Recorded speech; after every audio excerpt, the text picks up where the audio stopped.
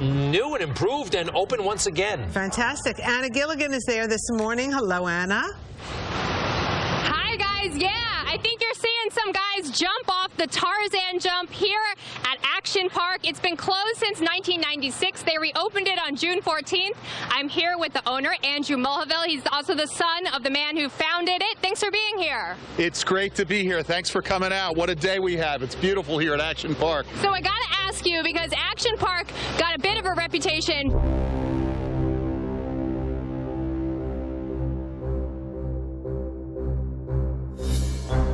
Some people got injured.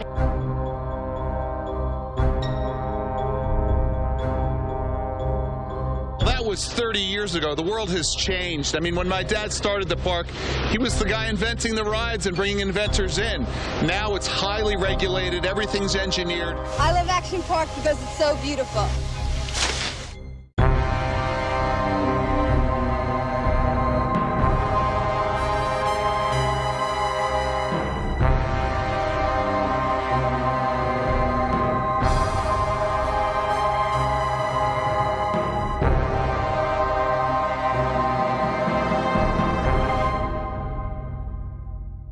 The year is 1976. Gene Mulvihill, the head of entertainment company Great American Recreation, has added a new attraction to Vernon, New Jersey's Vernon Valley Ski Resort.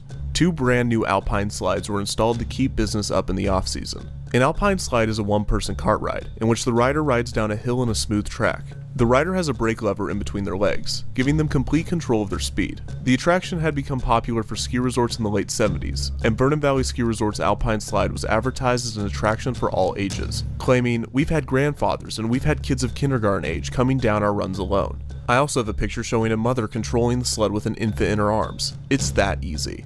After the success of the slide, Mulvihill went forward with his plans to expand the ski resort into a water park during the off-season. He added 2 water slides and a racetrack, and more slides, a softball field, a tennis court, and a swimming pool were added shortly thereafter. The Vernon Valley Summer Park was rebranded to Action Park, a thrilling amusement park where you control the action. More slides and rides were added, and they began their big marketing push to draw audiences into their new water park. Just go to Action Park, there's no other park like it. When it's hot out, this is a great place to spend the day with your family. There are lots of big things for little kids to do. I love Action Park because it's so beautiful. It's like coming to Broadway. It's wonderful. Race like a pro. It's great. These are the most amazing rides in the world. I love it here. There's nothing in the world like Action Park.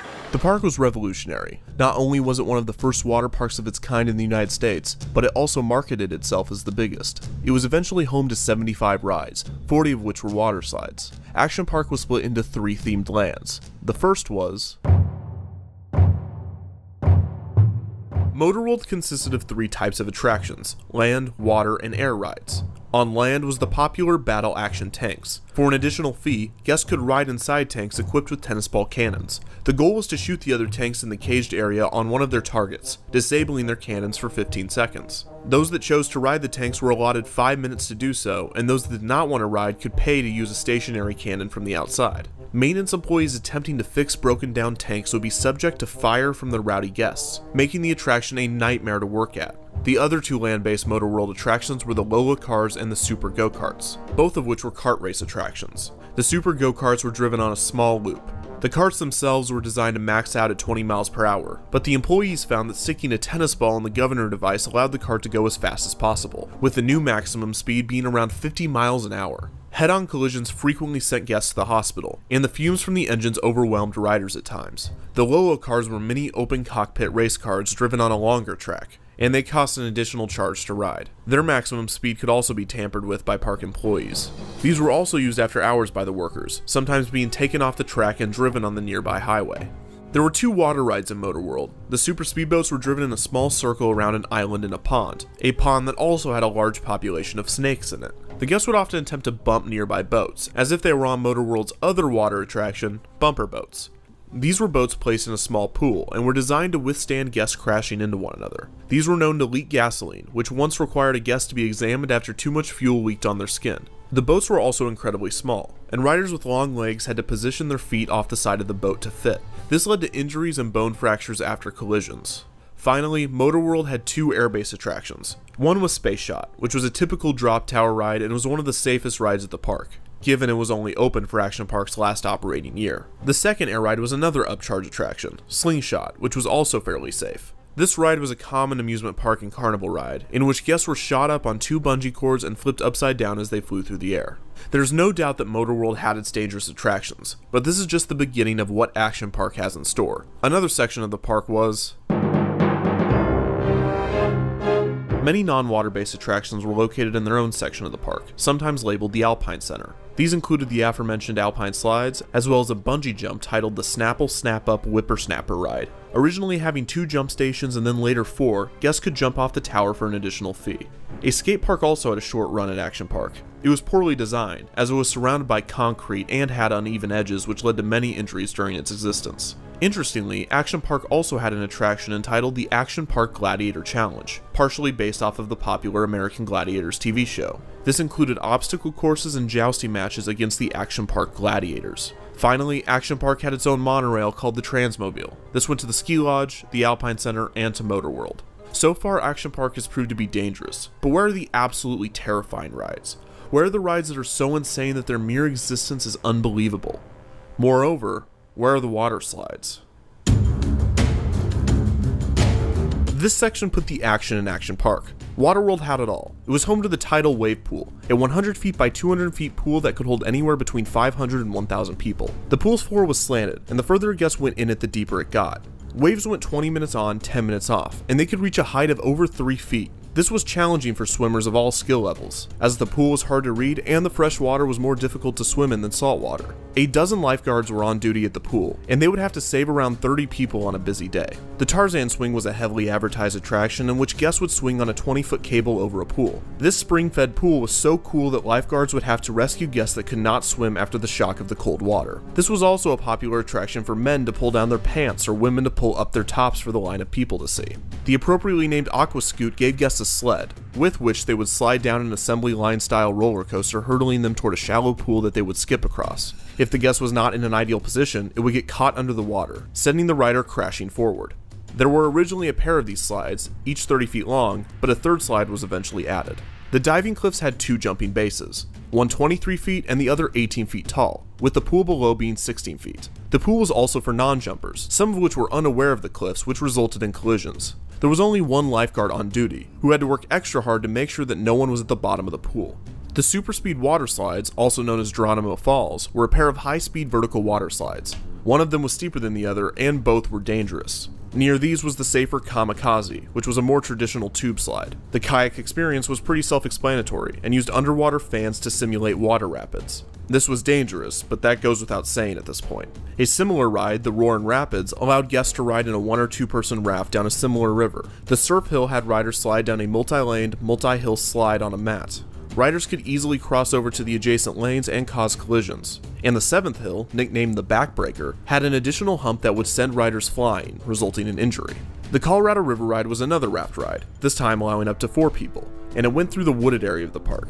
At one point, the riders would come to a fork in the river and had to choose between 2 paths. The first path took guests under a waterfall and a series of tunnels. The second path included a waterfall and another fork, with one path being steeper than the other. The ride also included a foot-tall jump that would allow riders and their raft a short airtime. The Aerodonium was a skydiving simulator that caused injuries when guests would try to stop their falls with their arms. Waterworld also had a variety of other typical water slides and pools that were less notable, but there is one in particular that has yet to be mentioned. This is the attraction that made Action Park the most infamous, the Cannonball Loop.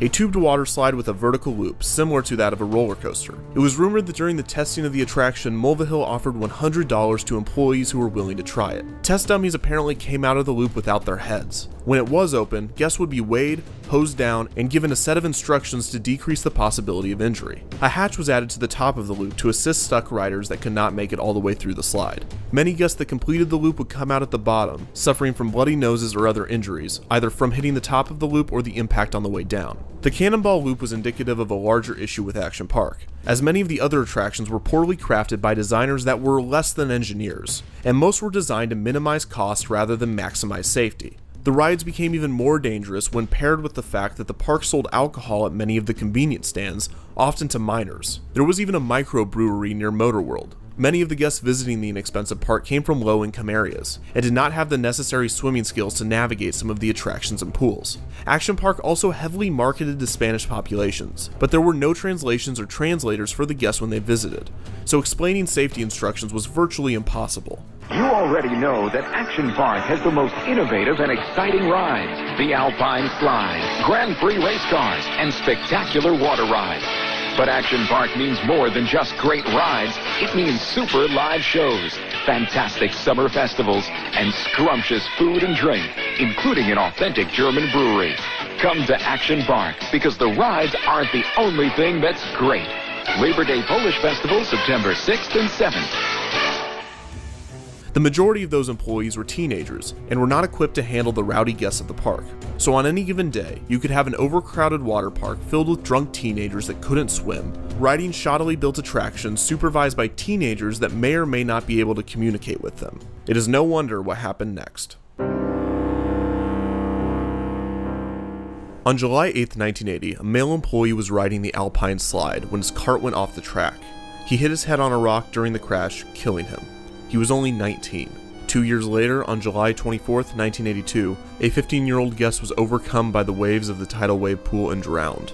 On August 1st, a mere week later, a 27-year-old guest was riding the kayak experience when he was trying to re-enter his kayak after falling out. When doing this, he made contact with the live wiring that powered the underwater fans. The electrocution sent him into cardiac arrest, and he passed after being rushed to the hospital. 2 years later, in 1984, a guest died on the Tarzan swing after a heart attack, supposedly due to the unexpected shock from the cold water. That same year, on August 27th, a 20-year-old drowned in the tidal wave pool, and on July 19th, 1987, another guest drowned there, giving it the nickname the Grave Pool. These deaths are tragic, and often overshadowed by the lunacy and legacy of Action Park. Interestingly enough, Action Park was able to avoid many lawsuits with these deaths and many other injuries, due in part to its reputation, and also the lax regulations New Jersey had for amusement and water parks. Great American Recreation was even able to expand the Action Park brand to other parts of the country, opening Pocono Action Park in Tannersville, Pennsylvania in 1980, and Action Mountain in Pine Hill, New Jersey in 1984. Get wild. Get wet at Action Mountain. Feel the thrill as you zoom through the black hole. Spin and splash on our bumper boats. While the kids play in our fun-filled kiddie area, cool off in our huge swimming pool, or race around the Grand Prix track. Get wild. Get wet on any of our action-packed rides at Action Mountain in Pine Hill, New Jersey. It's awesome. Pocono Action Park had many repeat attractions as Action Park, and was closed in 1991. Action Mountain ran into some financial difficulties with the IRS and the town it was located in, and was closed in 1986. So why did the original Action Park close? While Action Park and Mulvihill were able to avoid lawsuits with many of the accidents and deaths, the two deaths in 1984 stemmed cases that rightfully plagued the park with a variety of legal problems. Mulvihill eventually pled guilty to 5 charges of insurance fraud. He and his associates claimed that the park saw over 1 million guests a year, and therefore the death toll was comparatively low. The local ER, on the other hand, said that they would have to treat 5 to 10 guests on some days. In response to the high amount of guests visiting the hospital, Action Park bought Vernon, New Jersey, new ambulances. Despite all of these issues, the downfall of Action Park wouldn't come until 1996, and it was actually due to Great American Recreation's financial issues and not the park itself. On September 2nd, 1996, Action Park ended its final season, still with the hope that it would reopen the next year. However, Great American Recreation's bankruptcy made it impossible for Action Park to continue operations, so it didn't reopen. After this, the ski resort and Action Park were handed from investor to investor, undergoing renovations for 2 years before reopening in 1998 as Mountain Creek. Safety was a priority under this management, and a valiant effort was put forth to distance Mountain Creek from Action Park's reputation. However, in 2010, Mountain Creek underwent a bankruptcy of its own, and the water park and ski resort was sold to the Mulvihill family. 2 years after this, in 2012, Eugene Mulvihill passed away, and his son Andrew Mulvihill took over ownership of the park. 2 years later, in 2014, Mountain Creek was rebranded back to Action Park. The park reopened many of its classic attractions, and started construction on new, terrifying ones. The Sky Caliber was another attempt at a 360-degree vertically looping water slide, although it used technology to enhance safety. From my knowledge, it is yet to open at the park, and there's almost no information on its status. The new action park tried to use nostalgia to draw guests back for 2 years, before in 2016 it was renamed back to Mountain Creek, in order to once again get away from the negative connotation of Action Park. Early this year it was announced that Johnny Knoxville would be producing, writing, and starring in a film inspired by Action Park, but it was not shot on location.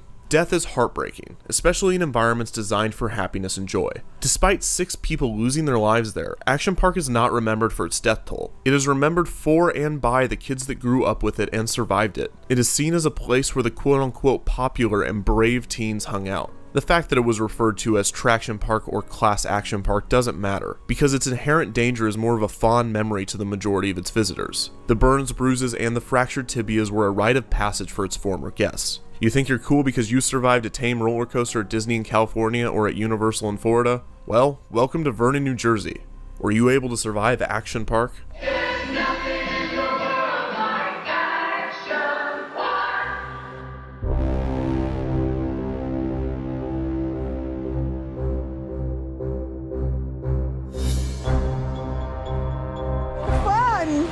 Nice job.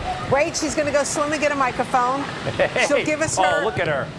It's like out of a movie. This is good. Where is she? Wait a second. We lost What Anna. happened to her? Greg, you need to go rescue Here we go. Anna. Let's see. Let's just take a... Indeed. Yay! First of all... I'm starting on Saturday. Nice bathing suit. They're open from 10:30 Greg, to 7. Stay What's appropriate. Never mind. Anna, you look great, and you handled that beautifully. I'm just trying to keep Greg in check. Why are you so out of breath? Bye, guys. I'm going to go put some clothes on. Hold on a second. right. No, not so fast, Anna. Let's see. Anna. Let's see. This is in New Jersey, right?